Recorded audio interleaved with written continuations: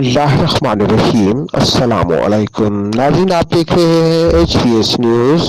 मैं हूं नुमाइंदा Abdul Rahman Kamrani, managing director Sindh education foundation. Qazi Abdul Kabir की one student one teacher one tree के स्लोगन को सामने रखते हुए समाजी इदारा बेसिक अर्बन सर्विसेज फॉर कच्ची आबादी बस्ती थे सिंध एजुकेशन फाउंडेशन के सपोर्ट से चलने वाले स्कूल टी टॉप एजुकेशनल सिस्टम खोंदी ब्रांच से शजरकारी मुहिम का आगाज किया गया, जिसमें बच्चों और उनके वालिदैन को शजरकारी की अहमियत से आगाह किया गया कि दरख्त किस तरह माहौल को बेहतर बनाते हैं।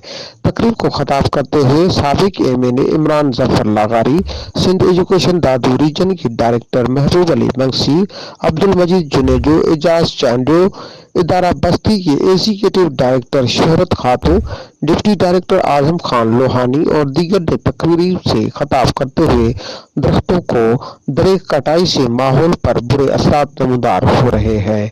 माहौल में बुरे असरात पैदा होने के बायस मुआशरे में मनफी नताइज और लोगों की सेहत को नुकसान पहुंच रहा है।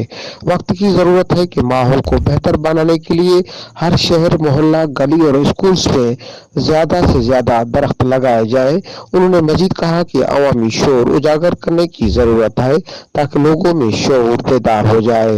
मजीद खबरों के लिए आप देखते रहे HBS न्यूज़।